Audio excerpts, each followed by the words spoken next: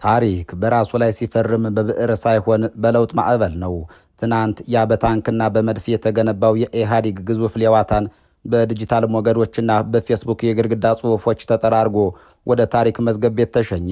ሰራዊቱ ሳይሸነፍ ስነ ልቦና የፈረሰው በዚያ በሲሊኮን ሜዳ ላይ ነበር። ያንን ግዙፍ ድርጅት ወደ ሺህ ቁርጥራጮች የሰባበረው ዲጂታላዊ የጦርነት ግንባር ዛሬ አዲስ የአጀንዳዎች መቃብር ሆኗል። ከፍርስራሹ የወጡት ኃይሎች ግን አንድ የታሪክ ስህተትን ሰሩ። አገርን እንደ ፌስቡክ ገጽ ወይም ፔጅ ሊያስተዳድሩ ሞከሩ። አዲሱ ኃይል አየር ላይ በሚበተን አጀንዳዎች ህዝብን ለመምራት እንደሚቻል አመነም። በዲጂታል ሰማይ ላይ የፈጠራ ትርክቶችን ይለቃል። ነገር ግን ያ አየር ላይ የተሰቀለው አጀንዳ መሬት ወርዶ ሲተረጎም ጥይትና ደም፣ ለቅሶና መቃብር ሆነም።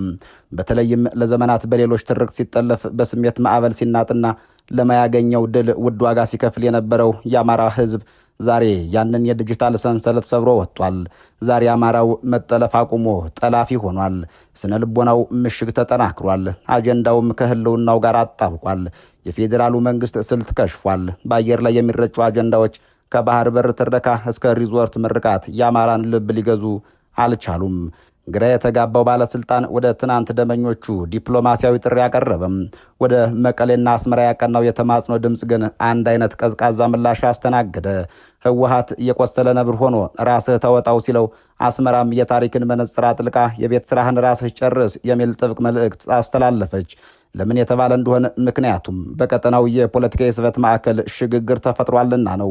ይህ እንቅስቃሴ ተራ የጫካ ሽምቅ ውጊያ ሳይሆን አዲስ ሀገራዊና ቀጠናዊ ቅርጽ የመያዝ ታሪካዊ ምጥ መሆኑን ተረድተዋል። ታላቁ የፕራሻ ስትራቴጂስት ካርል ቮን ክላውቲዝ ጦርነት የፖለቲካ ቀጠሮ ነው ይላሉ። ዛሬ የፋኖ ጠመንጃ ራዕይን የታጠቀው ባሩድ ደግሞ ፖለቲካ ብስለትን አርግዟል። ትናንት በስሜት የሚነዳው አማራ ዛሬ የክላውቲዝን መርህ በተግባር እየተረጎመ ነው። የሚዋጋው ለመግደል ብቻ ሳይሆን ህልውና የሚባለውን የፖለቲካ ትርጉም በመሬት ላይ ለማጽናት ነው። ይህ በታሪካቸው የማይገኝለት የፖለቲካዊ ንቃት ደረጃ ነው። የቀድሞ ባለስልጣናት እንደሚመሰክሩት ይህ ኃይል አየር ላይ የተንሳፈፈ የፌስቡክ ሰራዊት ሳይሆን የኢትዮጵያን ምድር የሚያናውጥ የመሬት መንቀጥቀጥ የሆነ ኃይል ሆኗል። የጎረቤት ሀገራትና ዓለም አቀፍ ኃይሎች ይህንን እንቅስቃሴ የሚመለከቱ በስጋትና በአንክሮ ነው። ይህ አዲስ ሀገር የመውለድ ሂደት ነው። አዲስ ካርታ ሳይሆን አዲስ የታሪክ ንባብ። ኤርትራም ሆነች ሱዳን፣ ግብፅም ሆኑ የዓለም ሀያላን ሀገራት የአማራን መደራጀት የሚመለከቱት እንደ ስርዓት ለውጥ አጋዥ ኃይል ነው። የአማራ ክልል የጂኦፖለቲካ መገኛ ከአባይ እስከ ሱዳን፣ ከኤርትራ እስከ መካከለኛው ኢትዮጵያ ይህ ኃይል ሲደራጅ የቀጠናው ሚዛን ወደ እርሱ እንደሚያዘነብል ያውቃሉና ነው። ለዚህ ነው አጀንዳዬን አልለቅም የሚለው የፋኖ መንፈስ በቀጠናው እንደ አሰደድ እሳት እየተዛመተ ያለው። መጋረጃው እየተዘጋ ነው።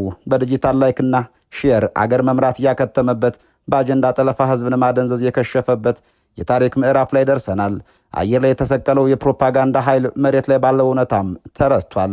አሁን ጥያቄው ቀጣዩ አጀንዳ ምንድን ነው የሚለው ሳይሆን ይህን በመሬት ላይ የተቀሰቀሰ ግዙፍ የህዝብ ማዕበል ማን ይቋቋመው የሚለው ብቻ ሆኗል። የአጀንዳዎች መቃብር ተቆፍሯል። የፋኖ ግስጋሴ ደግሞ ታሪክን በአዲስ መልክ እየጻፈ ነው። የታሪክ መጋረጃ ተገልጧል። ተዋናዮቹ ተቀይረዋል። አዲስ መንፈስ ነግሷል። የተከበራችሁ የብርሃ ቲቪ ቤተሰቦች አብራችሁን ቆዩ።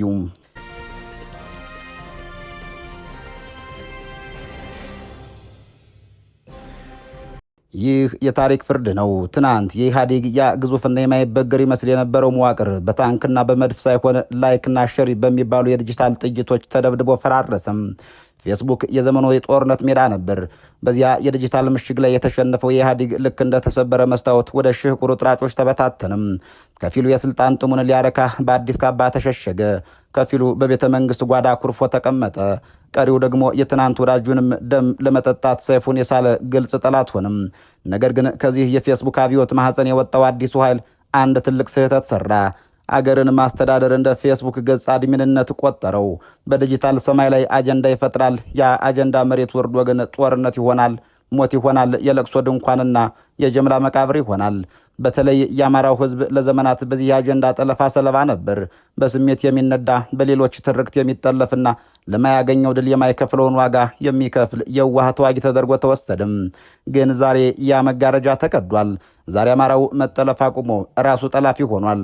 የፖለቲካ ሳይንስ እንደሚነግረን አንድ ህዝብ በህልውናው ላይ የመጣን አደጋ ሲረዳ ስነ ልቦና ወደ መከላከል ምሽግ ይቀየራል። ዛሬ የቀዳማዊት ዝናሽ ታያቸው ጎንደሬነት ትርክትም ይሁን በድንገት የተመዘዘውና እንደ ማማለያ የቀረበው የአሰብ ኢትዮጵያዊነት አጀንዳ የአማራር ልብ አይገዛውም። አማራው አጀንዳውን ለይቷል። አጀንዳዬን አልለቅም፣ አገሬን አልሰጥም የሚል የአይበገሬነት መንፈስ በውስጡ ሰርጿል። ይህ መንፈስ እንደ ሰደድ እሳት ወደ ቀጠናው ተዛምቷል። የፌዴራሉ መንግስት ግራ ተጋብቷል። የታሪክ ሰነዶችና የውስጥ መረጃዎች እንደሚጠቁሙት መንግስት የትናንት ደመኛውን ወይም ህወሓትን አገዘኝና ይህን የአማራን ግስጋሴ አብረን እናጥፋው ብሎ ተማጽኖት ነበር። ህወሓት ግን ቆም ብሎ አሰበ። የአማራው ቁጣ የፌስቡክ አቧራ ሳይሆን የመሬት እውነት መሆኑን ተረዳና ራስህ ተወጣው የሚል ቀዝቃዛ ምላሽ ሰጠው። መንግስት ተስፋ አልቆረጠም። ወደ አስመራ ስልኮችን ደወለ። ኤርትራንም የዘላለም ስጋታችንን አብረን እናምክነው አላት። ኤርትራም የታሪክ ምንጽር አጥልቃ የቤት ስራህን ራስህ ጨርስ ብላ በሯን ዘጋች። ለምን የተባለ እንደሁ ምክንያቱም በቀጠናው አዲስ ነባራዊ እውነታ ተፈጥሯልና ነው። ይህ በሳይንሳዊ ትንታኔ ዘ ሽፍት ኦፍ ፖለቲካል ግራቪቲ ወይም የፖለቲካ የስበት ማዕከል ሽግግር የሚባለው አይነት ነው። ከጂጂጋ የነዳጅ ምርት እስከ ግድብ ምርቃት፣ ከቅንጡ ሪዞርቶች እስከ ባህር በር ትረካ መንግስት አጀንዳ በአጀንዳ ቢደራርብም ፋኖ ግን የኔ አጀንዳ ህልውናዬ ነው ብሎ ምሽጉን አጽንቷል። አንድ ስማቸው እንዳይጠቀስ የፈለጉ የቀድሞ ከፍተኛ ባለስልጣን እንደተናገሩት አማራው ዛሬ በአየር ላይ የተገነባ የፌስቡክ ሰራዊት አይደለም። ያ ግዙፍና የሰለጠነ የሚባለው የኢትዮጵያ ሰራዊት ሊበግረው ያልቻለ የመሬት መንቀጥቀጥ የሚፈጥር ኃይል ሆኗል ይላሉ። ይህ ኃይል ዛሬ በመሬት ላይ የሰፈነ ቀጠና የፖለቲካ ስርዓትን የመለወጥ አቅም ያለው ግዙፍ ኃይል ሆኖ ብቅ ብሏል። በታሪክ እንደታየው በታላቁ የፕራሻ ጦርነት ወቅት ክላውቲዝ ጦርነት የፖለቲካ ቀጠሮ ነው እንዳለው ሁሉ የፋኖ እንቅስቃሴም የፖለቲካ ብስለትና የትጥቅ ትግል ጥምረት ሆኗል።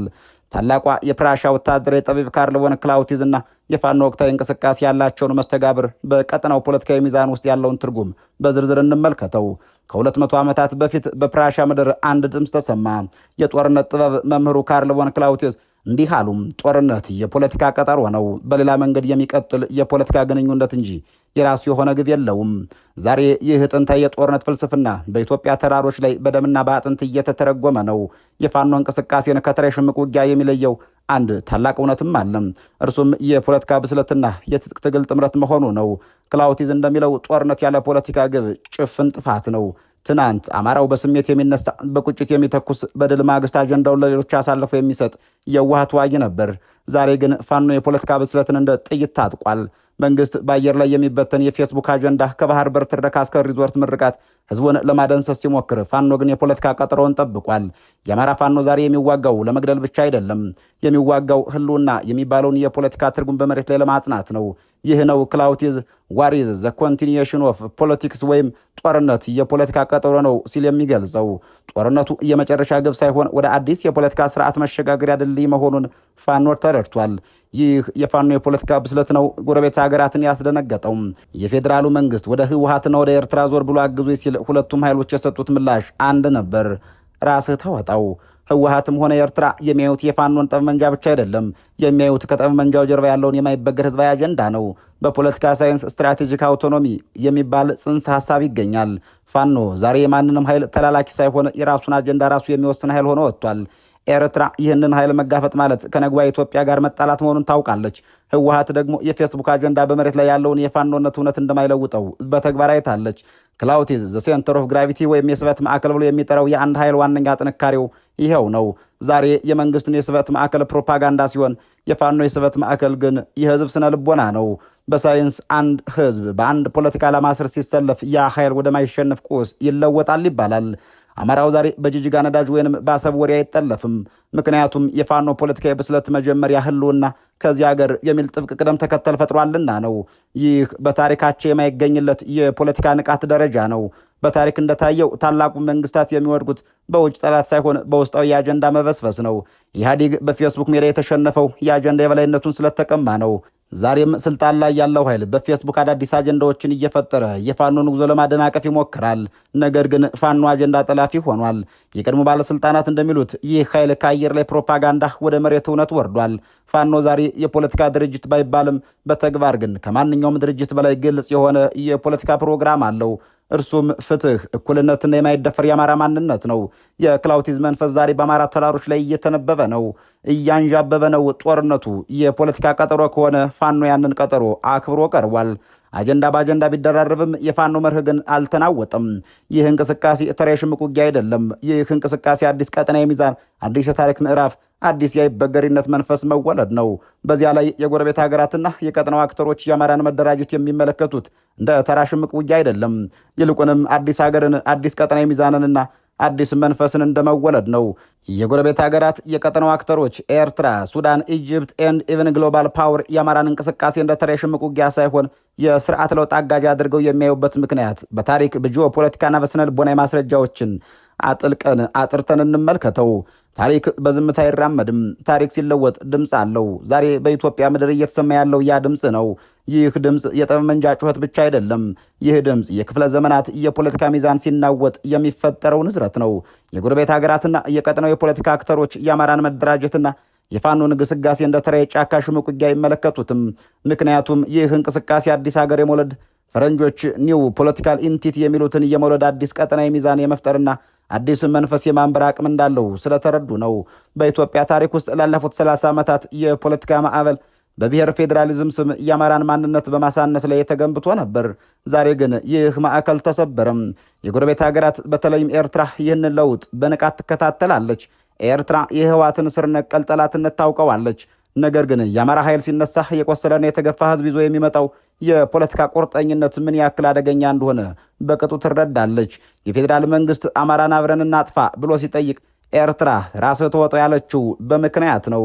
ለኤርትራ የአማራ መደራጀት አዲስ የሰሜን ኢትዮጵያ ፖለቲካ ቅርጽ ወይም ዘ ኢመርጀንስ ኦፍ ዩኒፋይድ አምሃራ ፓወር መሆኑን ስላወቀች ከዚህ ኃይል ጋር ዛሬ ፊት ለፊት መጋጨት ነገን ማበላሸት እንደሆነ በሚገባ ስለተረዳች ነው። የአማራ ክልል የጂኦ ፖለቲካ መገኛ፣ ለዓለም አቀፍ ኃይሎች ስጋትም ተስፋም ነው። አባይ ሱዳንና ኤርትራን የሚያዋስን ሰፊው መሬት፣ ይህ መሬት ታጥቆና ተደራጅቶ ሲነሳ የቀጠናው ሚዛን ወደ አማራው ያዘነብላል። ሱዳን በውስጥ ጦርነት እየታመሰች ባለችበት በዚህ ወቅት የአማራ ፋኖ ጠንካራ መዋቅር መፍጠር መቻሉ ለሱዳን ጀኔራሎች አዲስ ጎረቤት እንደማግኘት ያለ ነው። ይህ እንቅስቃሴ እንደ ተራ የሽምቅ ውጊያ የማይታየው ህዝባዊ መሰረት ስላለውና የመንግስትነት ባህሪ እያሳየ ስለመጣ ነው። የፋኖ ኃይሎች መሬት ላይ ህዝብን ማስተዳደር፣ ደህንነትን ማስከበርና አጀንዳን መምራት ይጀምሩ። ጎረቤት ሀገራት ይህ የኃይል የነገው ኢትዮጵያ ዕጣ ፈንታ ወሳኝ ነው የሚል ድምዳሜ ላይ ደርሰዋል። የሳይንስ ሊቃውንት ሶሻል ሳይኮሎጂ ኦፍ ሬዚስተንስ የሚሉትን መርህ እንመልከተው። አንድ ማህበረሰብ በህልውና ሊጠፋ ነው ብሎ ካመነ ሞትን እንደ ሰርግ የሚቀበል መንፈሳዊ ሰራዊት ይወጣዋል። ዛሬ አማራው ፌስቡክ ላይ በሚፈጠር አጀንዳ የማይጠለፈውም ለዚሁ ነው። የመንግስት ፕሮፓጋንዳ አሰብን እንወስዳለን ሲል አማራው መጀመሪያ ቤቴን ላድን ይላል። የነዳጅ ምርት ሲባል አማራው መጀመሪያ ክብሬን ልመልስ ይላል። ይህ ማለት በስነ ልቦና ቋንቋ ሎጂካል ፕራዮሪታይዝ የሚባለው ነው። ህዝቡ ከአየር ላይ ፕሮፓጋንዳው ወደ መሬት እውነት ወርዷል። ይህ መንፈስ ነው ጎረቤት ሀገራትን ያስፈራቸው። ህወሓት ራስ ተወጣው ሲል ይህ ህዝባዊ ማዕበል መቆሚያ እንደሌለው በራሱ ልምድ ስለሚያውቀው ነው። አንድን ድርጅት ሰራዊት ማሸነፍ ይቻላል። የህዝብን ህልውና የማስጠበቅ መንፈስ ግን የትኛውም ዘመናዊ ሰራዊት አይበግረውም። ከዚህ ጋር አዲስ ሀገር ስንል አዲስ ካርታ ማለታችን አይደለም፣ አዲስ የፖለቲካ አስተሳሰብ ማለታችን ነው። ኢትዮጵያዊነትን በአማራነት፣ አማራነትን በኢትዮጵያዊነት ውስጥ መልሶ የመተርጎም ታላቅ ምጥ ነው። የፌዴራሉ መንግስት የፈጠረው አጀንዳ በአጀንዳ የመደራረብ ስልት የከሸፈውም ፋኖ አንድ አጀንዳ ላይ ብቻ በመቆሙ ነው። ህልውና፣ ይህ ቃል በቀጠናው ፖለቲካ ውስጥ ትልቅ ትርጉም አለው። ጎረቤት ሀገራት የአማራን መደራጀት እንደ ተራ ሁከት ካዩት ስህተት እንደሚሰሩ ያውቃሉ። ይልቁንም ይህ እንቅስቃሴ የነገዋን የኢትዮጵያ መልክ የሚወስን፣ የቀጠናውን የባህር በር ፖለቲካ የሚበይን፣ የአባይ ግድብን ድርድርና የአፍሪካን ቀንድ ሰላም የሚቆጣጠር ግዙፍ ኃይል መሆኑን አምነዋል። በመጨረሻም አንድ የቀድሞ ባለስልጣን እንደተነበዩት ይህ ኃይል በፌስቡክ የተገነባ የሸክላ ቤት አይደለም፣ መሬት ላይ በደም ባጥንትና እንባ የፈሰሰበት የዓለት ግንብ ነው። ዛሬ አማራው አጀንዳ ጠላፊ ሆኗል። ነገ ደግሞ የቀጠናው የሰላም የፍትህ ዳኛ ለመሆን እየተጋ ነው። የታሪክ መጋረጃው ተከፍቷል። ተዋናዮቹ ተቀይረዋል። አዲሱ መንፈስ ተወልዷል። ይህ መንፈስ ከአሰብ ዳርቻ እስከ ሱዳን ድንበር፣ ከህወሓት ምሽግ እስከ ቤተ መንግስት ጓዳ ድረስ የሚሰማ የእውነት ነጋሪት ነው። ዓለም ዛሬ እያየች ያለችው ተራ ጦርነት አይደለም፣ የአንድን ትልቅ ህዝብ ዳግም ትንሣኤና የቀጠናውን አዲስ የፖለቲካ ወግ ነው። መጋረጃው እየተዘጋ ነው። በፌስቡክ ላይ ከሀገር መምራት ያቆመበት፣ በአጀንዳ ጠለፋ ህዝብን ማደንዘዝ ያከተመበት የታሪክ ምዕራፍ ላይ ተደርሷል። አየር ላይ የተሰቀለው ፕሮፓጋንዳ በመሬት ላይ ባለው እውነት ተሸንፏል። ጥያቄው አሁን መንግስት ምን አይነት አጀንዳ ይፈጥራል የሚለው ሳይሆን ይህንን በመሬት ላይ የተንቀሳቀሰ ግዙፍ የህዝብ ማዕበል ማን ይቋቋመዋል የሚለው ብቻ ሆኗል። የአጀንዳዎቹ መቃብር ተቆፍሯል። የፋኖ ግስጋሴ ደግሞ ታሪክን እየጻፈ ነው። የተከበራችሁ ተመልካቾች በያላችሁበት ዓለም ሰናይ ጊዜ እየተመኘን እንሰናበታለን።